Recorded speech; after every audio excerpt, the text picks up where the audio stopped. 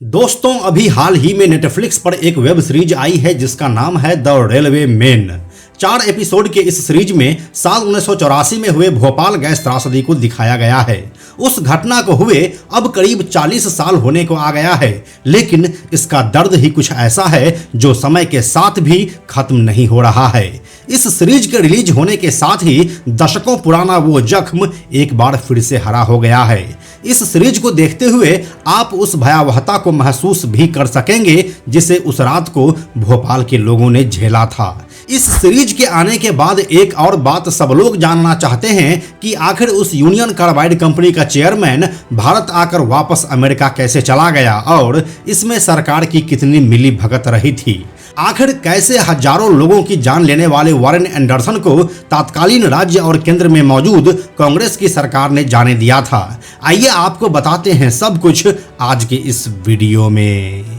Hello and नमस्कार, मेरा नाम है प्रशांत और आप देख रहे हैं बेजोड़जोड़ा.com का यूट्यूब चैनल।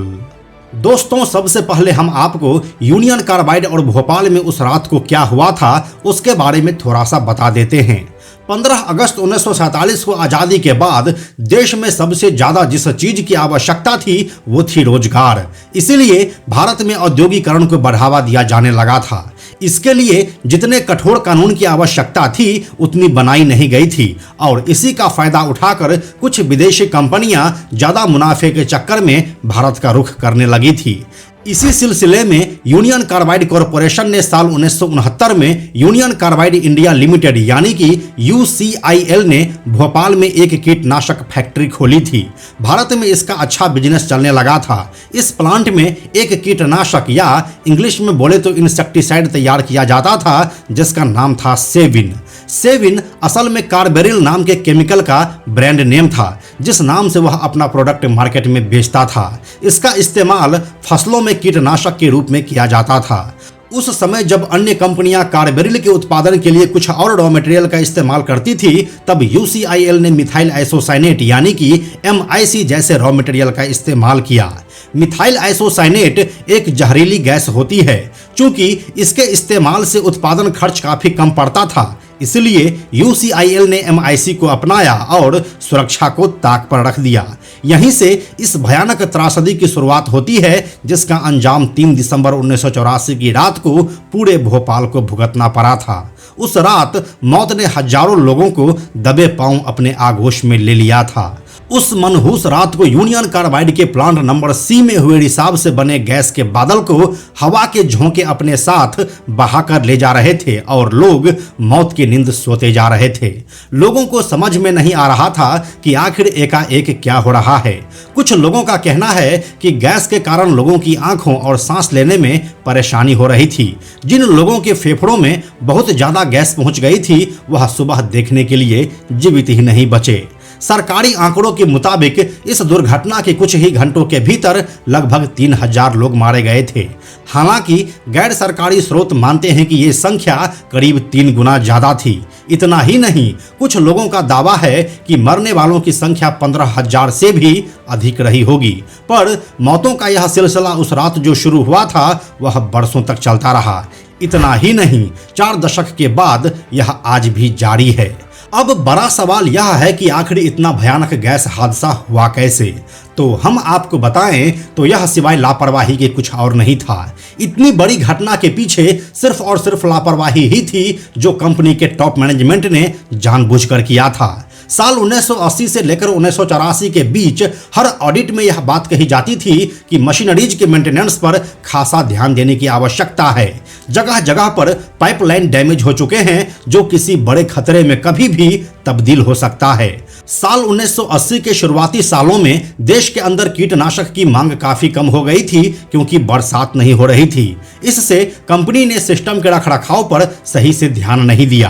कंपनी ने MIC का उत्पादन भी नहीं रोका और अप्रयुक्त MIC का ढेर लगता गया जो कि अपने आप में एक सामूहिक आत्महत्या के जैसे था।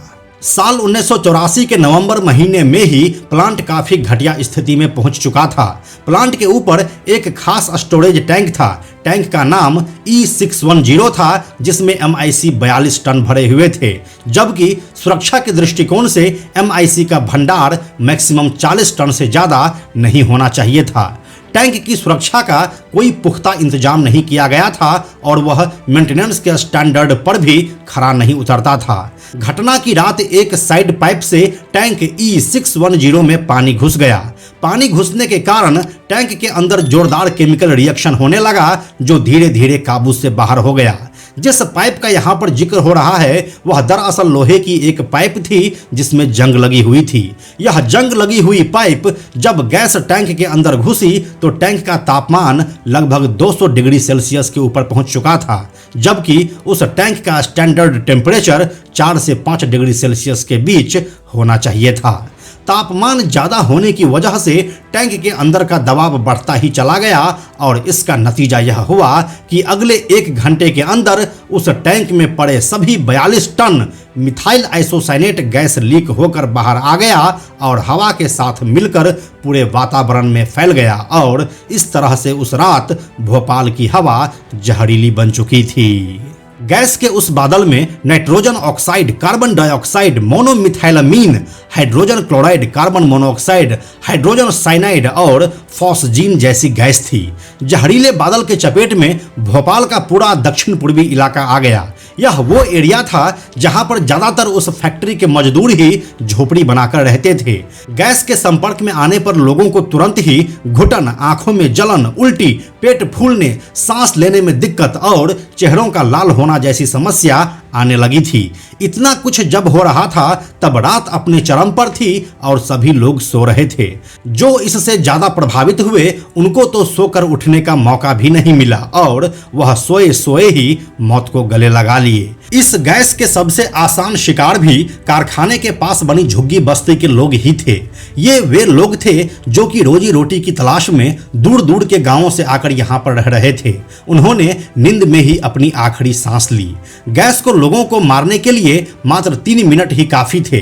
कारखाने में अलार्म सिस्टम लगा था, लेकिन यह भी घंटों तक बेअसर बना रहा। घटना के अगले दिन हजारों लोगों की दर्दनाक मौत हो चुकी थी। लोगों को सामूहिक रूप से दफनाया और अंतिम संस्कार किया जा रहा था। अगले कुछ ही दिन के अंदर लगभग 2000 के करीब जानवरों के भी शव मिले, जिनमें से ज्यादातर पालतू जानवर थे, जैसे कि गाय, बकरी और भैंस इत्यादि। आसपास के इलाके में जो पेड़ थे वह सूख गए थे। अस्पतालों और अस्थायी दवाखानों में मरीजों की ऐसी भीड़ लग गई जैसा लोगों ने आज तक कभी नहीं देखा था। मध्य प्रदेश सरकार ने गैस रिसाव से होने वाली मौतों की संख्या 3787 बताई थी। साल 2006 में सरकार ने कोर्ट में एक हलफनामा दिया। उसमें उल्लेख किया गया कि गैस रिसाव के कारण कुल 5,58,125 लोग जख्मी हुए। उनमें से करीब 40,000 आंशिक तौर पर अस्थायी विकलांग हुए और करीब 4,000 ऐसे मामले थे जिसमें अस्थायी रूप से लोग विकलांग हो गए। समस्या दुर्घटना के समय तक ही सीमित नहीं थी, बल्कि अब तक उसका असर पड़ रहा है। आज भी भोपाल में पैदा होने वाले बच्चों में गंभीर स्वास्थ्य समस्याएं देखने को मिल रही है। अब भी कई ऐसे केस आते हैं जिसमें बच्चे शारीरिक और मानसिक रूप से स्वस्थ पैदा नहीं हो रहे हैं। अब आखिर में हम आपको उनके बारे में बताते हैं जो इस घटना का सबसे बड़ा जिम्मेदार था। तो दोस्तों, आप यह तो जानते ही होंगे कि ख्याल तो अपनों का रखा जाता है। वो हमारा क्या ही ख्याल रखेंगे जो हमारे अपने थे ही नहीं। भारत में इस कंपनी के जो कर्ता धर्ता थे वे थे स्वीडिश मूल के अमेरिकी नागरिक वारेन एंडरसन। इस घटना के बाद एंडरसन 7 दिसंबर की सुबह 9:30 बजे इंडियन एयरलाइंस के विमान से भोपाल पहुंचा। एयरपोर्ट पर तत्कालीन एसपी स्वराज पुरी और डीएम मोती सिंह ने उसे रिसीव किया। सुबह करीब 11 बजे भोपाल के एसपी और डीएम वारेन एंडरसन को एक सफेद एम्बेसडर कार में यूनियन कार्बाइड के रेस्ट हाउस में ले गए और वहीं उसे हिरासत में लिए जाने की जानकारी दी गई। उसी दिन दोपहर में मध्य प्रदेश के तत्कालीन कांग्रेस के मुख्यमंत्री अर्जुन सिंह एक रैली को संबोधित कर रहे थे। तब एक फोन आया और एंडरसन को तत्काल रिहा करने का आदेश दिया गया। इसके बाद दोपहर 3:30 बजे एंडरसन को भोपाल के एसपी ने बताया कि सरकार ने आपको दिल्ली भेजने के लिए विशेष विमान की व्यवस्था की है, जहां से आप अमेरिका लौट सकते हैं। 25,000 रुपये का बॉन्ड और कुछ जरूरी कागजों पर साइन करने के बाद एंडरसन तत्कालीन मुख्यमंत्री अर्जुन सिंह और प्रधानमंत्री राजीव गांधी की मदद से प्राइवेट जेट से पहले दिल्ली और फिर अमेरिका के लिए उड़ गया। भोपाल के तत्कालीन एसपी स्वराज पुरी उसे छोड़ने स्टेट हैंगर तक गए थे। उस बॉन्ड में एंडरसन ने ट्रायल के दौरान कोर्ट में आने की बात कही थी, लेकिन वह फिर कभी भारत नहीं लौटा। 9 फरवरी 1989 को भोपाल के CJM कोर्ट ने एंडरसन के खिलाफ गैर जमानती वारंट जारी किया और उसे 1 फरवरी 1992 को भगोड़ा घोषित कर दिया गया।